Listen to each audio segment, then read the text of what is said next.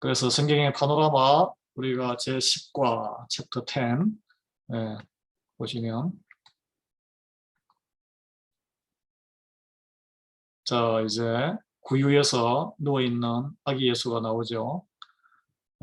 예수님과 예수님 그 육신의 부모인 조셉과 마리아가 보입니다. 복음서를 지도로 보면 예수님이 더 입체적으로 보일 것이다. 지도로 보는 사복음서. 여러분 우리 예수 그리스도의 인생 생애에 대해서 얼마나 여러분 이해하고 계십니까? 여기저기서 복음서가 4개이기 때문에 여기저기 사건들이 막 여기저기 튀어나와요. 그렇게 기록이 되어 있는데 이 시간, 사건 발생 순서대로 제대로 아는 목사들도 제대로 잘 모릅니다. 사실은. 한번 정리를 해볼 필요가 있어요. 가나의 혼인잔치에 손님으로 초대받아 간 사건이 있었죠. 니고데모, 밤에 찾아온 니고데모와 대화를 나누신 사건이 있었고, 그리고 광야에서 사탄에게 3차례 시험을 받은 사건이 있었죠. 그리고 산 언덕에 올라가서 설교를 하는 산상수훈을 가르친 그런 사건이 있었고, 또 베들레헴에서 태어나는 출생의 사건, 맞지? 그러니까 동방박사 3명이 와서 몰약과 귀한 향품과 보석을 바쳤죠. 그 다음에 성전을 정결케 하는 성전 청소를 2번 하셨습니다. 예수님이 가서 2번 엎으셨는데 시기가 달라요. 그리고 제자들의 발을 세족식을 하는 그런 사건이 있었고, 그리고 많은 비유, 천국의 비유로 말씀을 가르친 사건이 있었죠. 그리고 나사렛에서 성장하실 때는 목수로서 아버지한테 도제 수업을 받으시고 요셉한테 그리고 목수 생활도 하셨죠. 그리고 나사로의 무덤에 가서 묻혀있던 죽어있던 나사로를 다시 부활시키는 이게 순서가 여러분 매길 수 있으시겠어요? 가장 먼저 일어났던 사건은 아무래도 태어나신 일이죠. 베들레헴에서 출생하신 일이고, 마지막 사건은 여기에 나와 있는 것 중에서는 잡히시던 날 밤에 제자들의 발을 씻겨주신 것이죠. 네, 그렇게 볼 수 있겠습니다. 나머지는 좀 순서가 헷갈릴 수 있는데 오늘 한번 보겠습니다.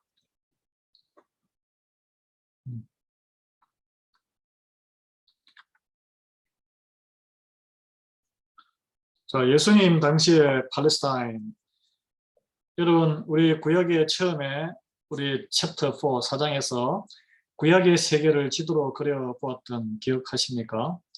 구약 세계를 나타내기 위해서는 이집트, 애굽이죠. 페르시아, 그리고 바벨론까지 다 우리가 알아야 됐어요. 그렇지만 예수님이 태어나시고 활동했던 그 세계의 지도는 그렇게 넓게 알 필요가 없습니다. 아주 좁습니다. 여기에 나오는 오늘날 이스라엘의 땅, 이스라엘 영토 안에서도 불과 몇 킬로미터밖에 안 돼요. 예수님께서 평생 고향, 태어난 곳은 예루살렘, 베들레헴이지만 자라고 성장하신 곳은 그 북쪽에 있는 갈릴리 지방이라는 곳에 나사렛이라는 산골 마을입니다.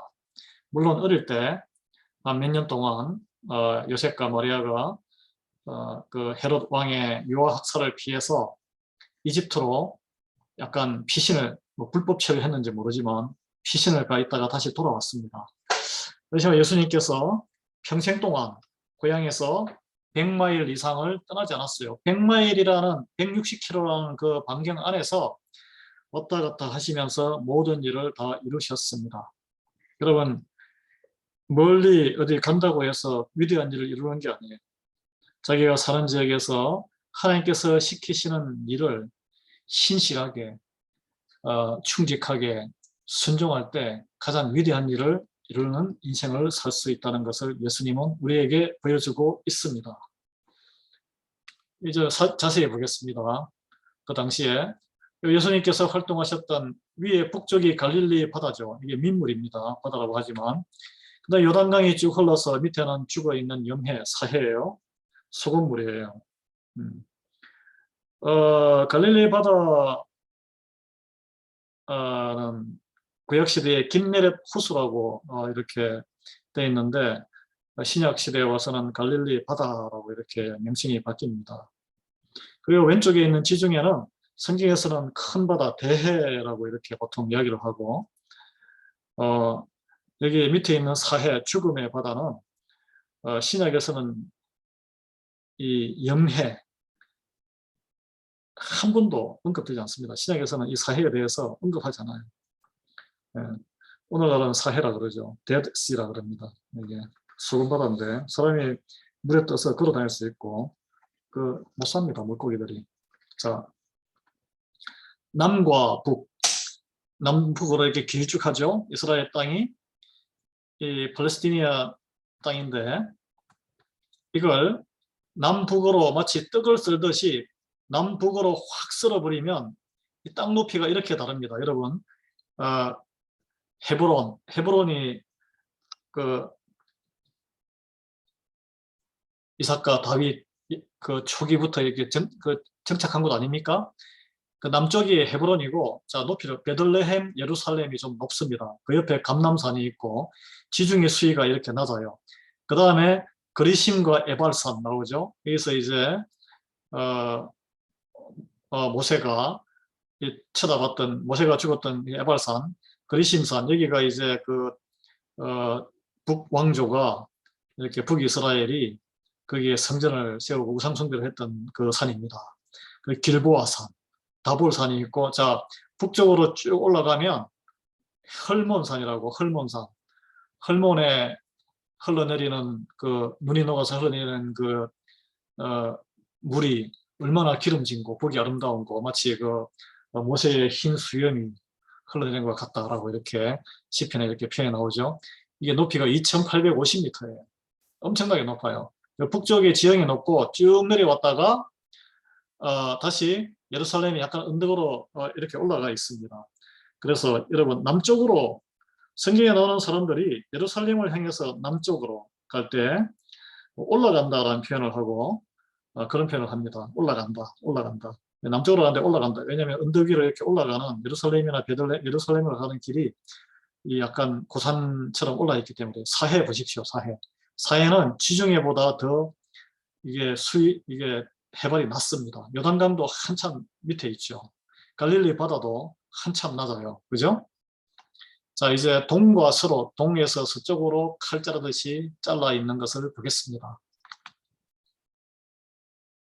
자, 예수님 당시에 동과 서, 자, 왼쪽이 지중해예요.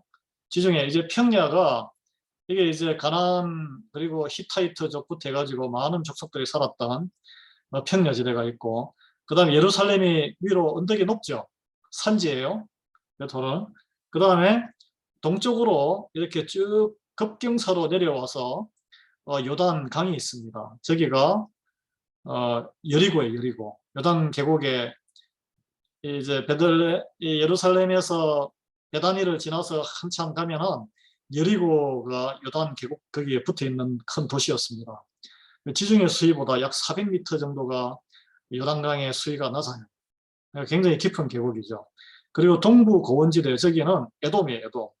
에서의 후손들이 살았던, 에돔 족속들이 살았던 곳입니다. 붉은 땅의 특징을 가지고 있습니다. 상당히 높았어요. 높은 곳에서 교만하게 내려다보는 그런 지역입니다. 그래서 여리고를 향해서 갈 때는 이 성경 표현에 예루살렘에서 여리고를 갈 때는 내려간다. 동쪽으로 가는데 내려간다. 여러분, 땅이 이렇게 실제로 내려가는 땅이죠. 그래서 아주 지도를 보면은 간단합니다. 저기 북쪽에 있는 그 호수가 갈릴리 바다, 그 위에 강 따라, 요단강 따라 제일 꼭대기가 헐몬산, 2800m에 달하는 헐몬산이고, 점점 내려와서 이렇게 내려오다가 요단강이 점점 땅 밑으로 깊어져서 밑에 사해, 큰 이제 염해가 이렇게 되는 것이죠. 예. 요 일대에서 반경 100마일, 이 북쪽이 갈릴리, 예, 갈릴리. 이제 가버나움에 위에 보면은 가버나움이라는 도시가 갈릴리 호수 그 바다의 왼쪽 북서쪽에 있죠. 저기가 베드로의 집이 있었는데 저기서 이제 마태를 비롯해서 그 다음에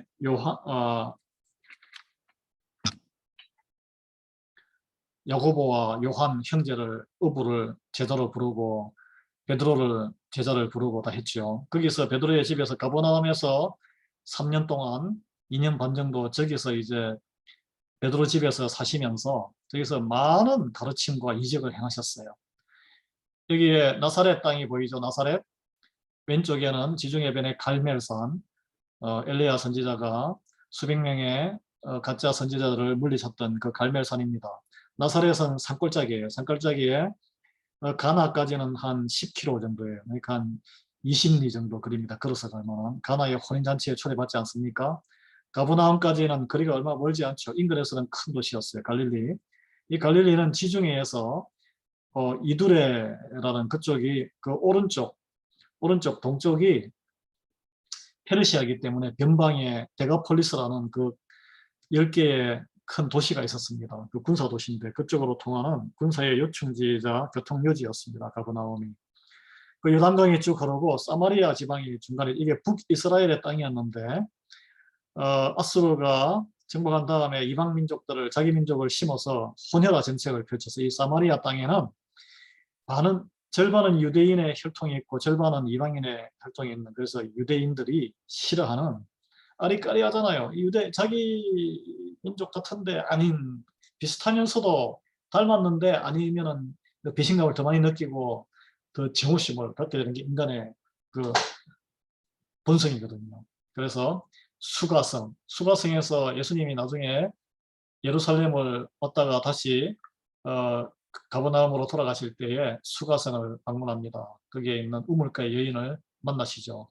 땡볕에. 그 수가성이에요. 그 다음에 이게 예루살렘이 있고 베들레헴이 예루살렘에서 남쪽으로 예수님이 태어난 곳인데 한 20리 거리에 있습니다. 그 예루살렘의 오른쪽에 바로 붙어 있는 거기가 올리브 감람산이 있고 그 다음에 베다니 나사렛하고 누구죠? 거기 두 자매가 있었잖아요. 마르다와 마리아 자매가 살았던 그 동네가 있고 더 오른쪽으로 가면은 요단강변에 여리고에 누가 있습니까? 누구를 만나셨어요? 예수님께서 세리장 세리장 누구죠? 이름이 기억이 안 나네. 세리장 그 키 작은 세리장이 있는데 삭개오를 나무 위에 올라있던 삭개오를 만나서 삭개오가 회개하고 재산을 다 풀어서 구제사역을 하지 않습니까? 그 오른쪽에 이제 강을 건너서는 베레아 지방에 베레아 사람들이 나중에 신약 시대에 열심히 말씀을 상고했다, 묵상했다 그런 이야기. 이 예루살렘부터 해서 그 밑으로가 사해 왼쪽이 유대 지방입니다. 유대 지파들이 땅을 선사받았던 곳이에요. 더 밑에 가면 이제 광야, 그러니까 네게브 광야가 나오죠. 아브라함이 이렇게 초기에 정착했던 그런 곳입니다. 여기 보시면 갈릴리 지방의 가버나움에 그 오른쪽에 보면은 요단강 거기에 이제 요단 강변에 있는데 거기에 그게 베세다예요. 베세다에서 오병이어의 기적이 일어났던 그곳입니다. 여러분. 예. 이제 그림을 한 번 더 보시겠습니다. 한 번 더 나오죠? 제가 말씀드렸잖아요. 그죠? 여기 보면은 이제 촘촘하게 나오는데 가버나움의 위에 고라신 이런 데여서 예수님께서 많은 기적을 가버나움에서 이렇게 계시면서 그 주변 지방을 다니면서 이적과 기적을 일으키시고 했는데 도저히 이 사람들은 예수님을 메시아로 그리스도로 믿지 않았어요. 그래서 고라시나 네가 이 심판의 날에 이 소돔과 고모라가 더 견디기가 쉬울 것이다 라는 예수님의 저주를 받은 도시예요. 벳세다. 오른쪽에 벳세다 있죠. 오병이어의 기적이 났던 그 벳세다지만. 그 다음에 그라사에는 건너에 이게 이방인들이 살던 유대인들이 안 살았던 곳입니다. 여기는 요단강 오른쪽에는 그 그라사에서는 무덤에 거기 살고 있던 귀신 들린 광인을 예수님께서 치유하시고 단지 그 광인을 치유하기 위해서 거기 가셨다가 다시 갈릴리 바다를 건너서 돌아오시죠. 예, 나인성에 예, 그 다음에 여기에 야곱의 우물, 수가성의 야곱의 우물. 엠마오로 가는 길, 이 예루살렘에서 엠마오로 내려가던 제자들이 글로바하고 제자들이 부활하신 예수님을 만나잖아요.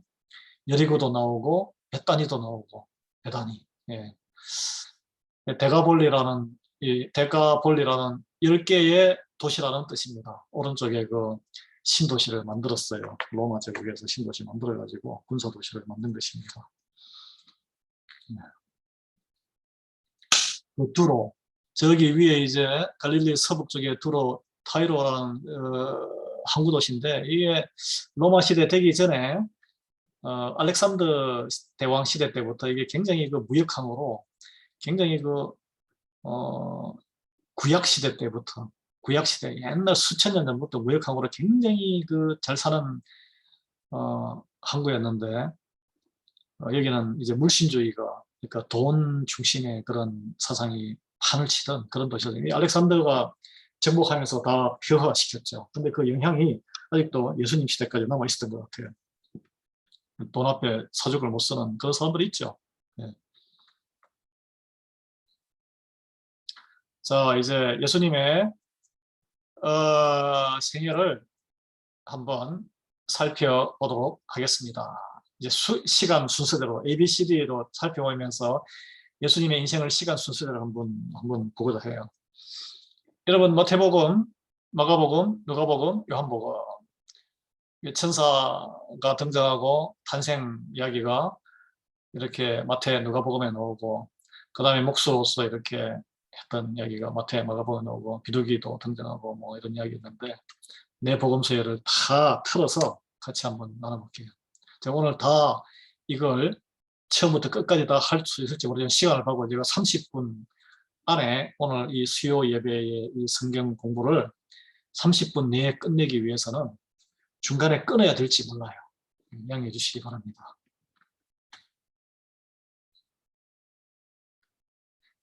자, 천사 엔젤. 하나님께서 예수님의 탄생을 가브리엘 천사를 보내서 나사렛 있던 그 아가씨 마리아에게도 나타나서 성령으로 잉태해서 그리스도를 낳을 것이다. 누가복음 1장에 나온 이야기입니다. 그렇게 이제 인생이 태어나기 전에 이 땅에 하나님이 사람이 되어서 오기 전에 천사들의 고지가, 이게 수태고지라고 해요. 수태고지. 그래서 유명하지 않습니까? 마리아가 믿음으로 이렇게 그걸 받아들입니다. 마리아의 참가라고 하죠. 예. 그래서 목자들에게 구세주의 탄생의 기쁜 소식을 알린 이가 누구냐 하면은 천사예요. 하나님의 심부름꾼. 네.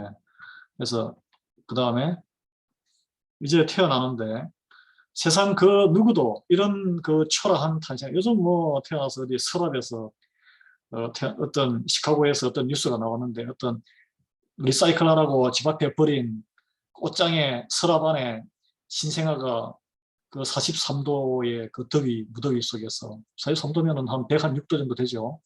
거기서 죽지 아니하고 살아서 지금 발견돼서 경찰이 도대체 누가 덤프했나 뭐 그런 경우도 있지만, 예수님께서는 베들레 인구조사를 하러 간 고향에 가서, 유대인이기 때문에 베들레헴에 갔는데 그 요셉하고 정혼자 마리아가 갔는데 뭐 묵을 방이 없었어요. 사람들이 다 인구조사 본적지로 다 와가지고 하기 때문에 임신이 배가 불룩해도 방을 그 추운 날 방 한 칸 안 내줘요.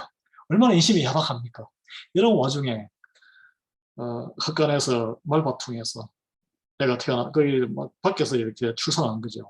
아주 미저러블하게 비참하게 태어나셨습니다. 가장 바닥 인생이에요, 어떻게 보면. 예.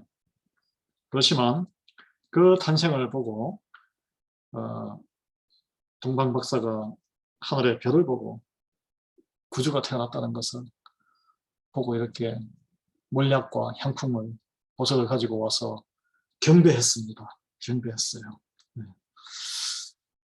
하나님의 뜻이 다 이루어지는 거예요. 그리고 이제 예수님께서 소년기는 이제 그 유아학살을 피해서, 그러니까 이 구주가 태어났다는 것을 안 그 당시의 통치자, 그 땅을 통치하던 이 헤롯 왕이죠. 헤롯 대왕이 이제 몇 살 밑에 애까지 같은 애들은 다 죽여, 남자들은 그 베들레헴에 있는 그날은 죽음의 땅이 되었어요. 근데 몰래 도망을 칩니다. 예수님은 살아남아서 애굽으로 피신을 해요. 애굽으로. 그래서 이제 그 모든 유학설을 명령했던 그 헤롯 대왕이 죽고 나서 그 소식을 전해 듣고 한 3년이나 한 5년 정도 흐른 다음에 예수님이 저기 나사렛 땅에 가서 갈릴리 지방의 저 북쪽이죠. 한 100마일 정도 거리, 100km 이상 되는 그 거리에 시골의 마을에 가서 이제 그 육신의 아버지가 요셉이 목수라서 목수일을 도우면서 누가복음 2장에 나옵니다. 지혜와 키가 자라가며 하나님과 사람에게 더 사랑을 받았다. 그래서 순종하는 일을 배우고 이렇게 성장했어요. 그 다음에 이제 뒤에는 비둘기가 나오는데 예수님께서 이제 연세가 나이가 AD 30년경이니까 만으로 33살에서 36살, 실제로는 35살 정도 됐을 때 세례 요한으로부터 세례를 받습니다. 그때 마태복음에 보면은 성령께서 비둘기 형상으로 임하셨다고 내리고 하늘에서 하나님 아버지의 음성이 이는 내 사랑하는 아들이요 내 기뻐하는 자라라는 저 세례받는 현장에 삼위일체 하나님이 다 임하셨어요. 자, 성령 하나님이 비둘기 형상으로 임했고 빛으로, 그 다음에 하나님의 아버지의 음성으로 임하셨고, 그 다음에 성자 하나님, 하나님의 아들 되시는 성자 하나님은 물에서 계셨던 거죠, 예수님이. 그래서 삼위일체 하나님께서 함께 계셨다. 처음으로 우리 눈에 보이게 함께 계셨다는 거죠. 그리고 이제 그때 세례 요한이 그걸 보고 이렇게 선포하죠. 요한복음 1장 29절입니다. 보라, 세상 죄를 지고 가는 하나님의 어린 양이로다. 이 영안이 딱 열리니까 바로 보이는 거예요. 세상 죄를 지고 가는 하나님의 어린 양이로다. 이처럼 이런 표현이 예수님의 정체성을 정확하게 말해주고 있다고 볼 수 있습니다. 자, 세례를 받고 이제 성령 충만한 상태에서 바로 사역을 해야 되는데 원수를 만나요. 우리가 그렇잖아요. 은혜를 받고 나면, 말씀을 받고 나면 항상 시험을 받습니다. 그 시험에 우리가 이겨내야 돼요. 성령님과 함께 그것이 연단하고 채찍을, 하나님께서 이 마귀 사탄이 그냥 들어누워 있고 아무 하나님의 은혜가 없는 사람에게는 덤비지 않습니다. 하나님의 말씀대로 살고자 한번 해보는 자, 은혜가 있는 자, 그리고 훈련을 받는 자에게 항상 덤벼요. 아니나 다를까 예수님도 그 길을 피해가지 못했습니다. 항상 우리의 모범이 되시잖아요. 마태복음 4장에 보면 바로 세례를 받자마자 광야에 이끌려서 성령님께서 광야로 보내셨다고 했어요. 아니 왜 광야로, 사람이 많은 곳으로 보내가지고 빨리 하나님 나라를 이루어야지 왜 광야로 보냈을까요? 믿음의 테스트예요. 믿음의 테스트. 이 믿음의 테스트에서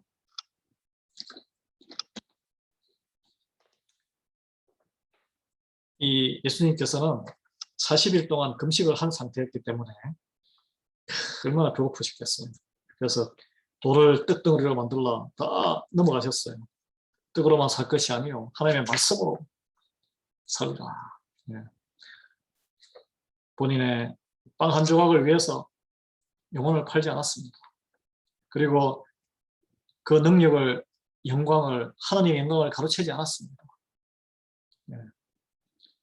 여러분, 지금도 예수님의 원수 사탄인 이 원수들, 우리의 원수예요.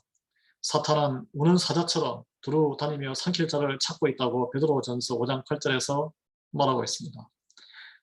오늘 이 시간에도 하나님의 말씀을 사모하는 자에게, 은혜 앞에 은혜를 조금 맛본 자들에게 사탄이 더 채로 까부듯이 크게 뭉치면서 베드로를 그렇게 막 흔들고 그랬잖아요. 사탄이. 예수님의 은혜가 가장 가까이서 쏟아지는 그런 자리였던 베드로, 그 누구보다 사탄의 이 덜 까부듯이 채로 막 확 젖듯이 그런 시험을 많이 받았던 자가 베드로예요. 그래서 많이 실족도 많이 했죠. 그렇지만은 크게 마지막에 그 누구보다 하나님께 쓰임을 받는 제사가 되었습니다. 여러분 낙심하지 마시기 바랍니다. 문제는 우리가 시험 받고 흔들릴 때 주님과 함께 일어서는 거예요. 시험을 피해나갈 수는 없습니다. 시험은 필연적이에요. 자, 이제 제자들을 부르는데, 세례 요한의 제자들 중에서 세례 요한이 제자야말로 내가 이야기하던 예언했던 그리스도다 하니까 세례 요한을 떠나서 예수님을 따르기 시작한 누구죠? 안드레와 안드레 형 베드로. 안드레가 세례 요한의 제자였는데 자기가 먼저 따르고 그 다음에 형인 베드로한테 가서 소개를 하죠. 이 52 Main Street 뭐 이렇게 어렵게 이렇게 설명하는데 뭐 간단합니다. 베드로와 안드레가 형제고 다 어부죠. 그 다음에 세베대의 아들 야고보와 요한, 막 성격이 그냥 불같은 그 형제 어부 출신이고, 또 알페오의 아들 야고보가 따로 있습니다. 유다가 있고, 또 가룟 유다가 있고, 그 다음에 빌립이 있고, 그 다음에 나다나엘과 시몬, 도마, 의심 많은 도마, 이렇게 12명을 부릅니다. 12명의 이름을 다 뭐 외우고 안 외우고는 중요한 게 아니에요. 중요한 게 아닌데, 마가복음 3장 14절에 보면 이에 열두를 세우셨으니 이는 자기와 함께 있게 하시고 또 보내사 전도도 하며. 왜 제자를 세우셨을까요? 하나님 나라를 확산하기 위해서, 전도하기 위해서요. 전도하기 위해서.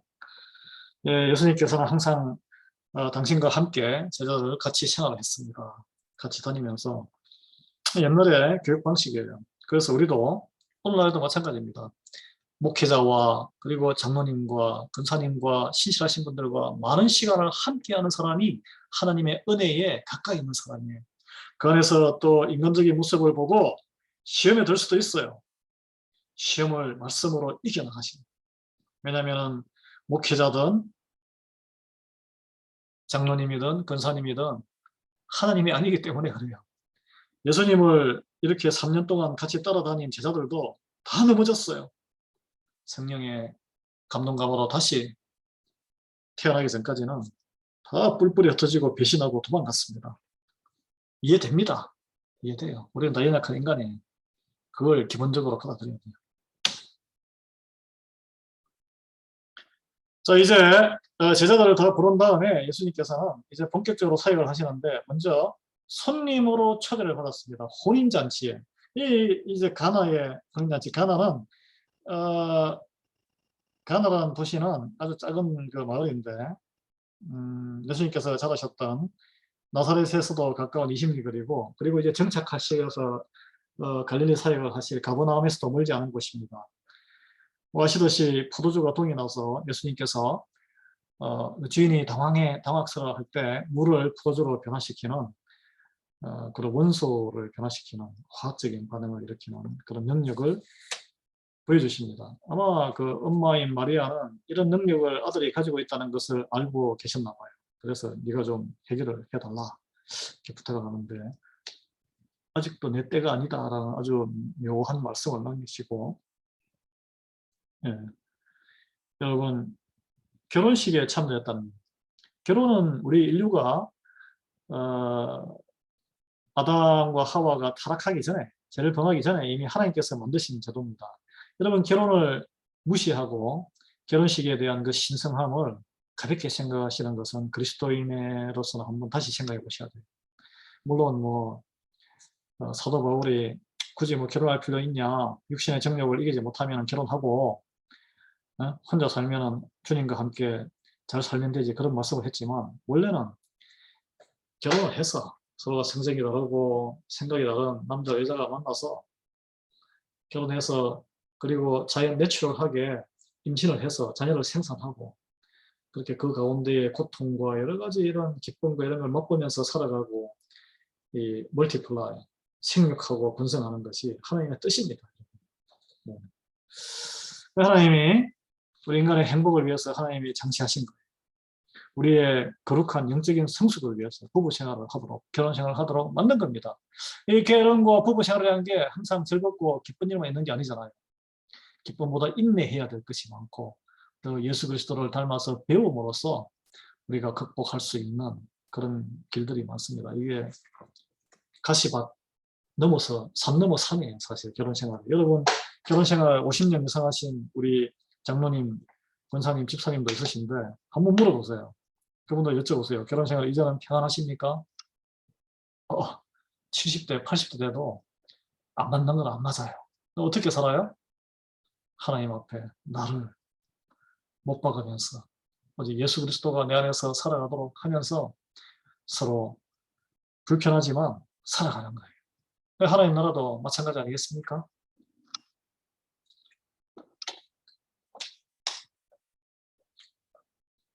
오늘은 여기까지만 하고, 그 다음에 이제 가나안, 예수님의 본격적인 이 사역이 시작되는 이 예루살렘에 올라가셔서 성전 청소를 하시는 건 내일 다음 주에 하겠습니다. 성전 청소는 다음 주에 하도록 하겠습니다. 오늘 시간이 너무 30분 길어서 오늘 이쯤에서 마치겠습니다. 다음 주에 2부를 하겠습니다.